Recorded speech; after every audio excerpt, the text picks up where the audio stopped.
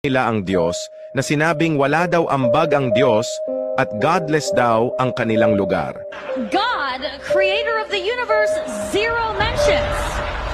And Tandaan mo ito, huwag hahamunin ang Diyos dahil baka magsisi ka kung ipaparanas niya ang pighati sa iyo.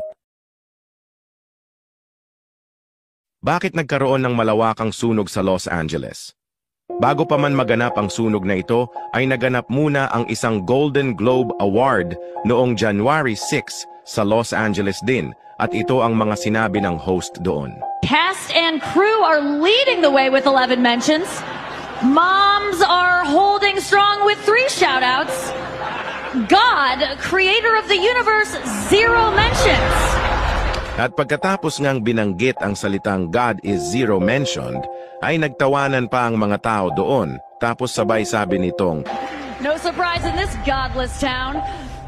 at pagkatapos nga lang ng ilang mga araw, ay naganap na ang malawakang sunog sa bayan ng Los Angeles, na kung saan ay patuloy itong lumalaki at lumalawak ang apoy kahit na pilit pa nila itong inaapula, kung saan ay aabot na sa 200,000 na pamilya na ang naapektuhan.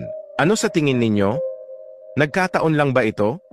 O parusa na ito ng Diyos sa kanila dahil ininsulto nila ang Diyos na sinabing wala daw ambag ang Diyos at godless daw ang kanilang lugar? God, creator of the universe, 0 mentions. And Tandaan mo ito, huwag hahamunin ang Diyos dahil baka magsisi ka kung ipaparanas niya ang pighati sa iyo.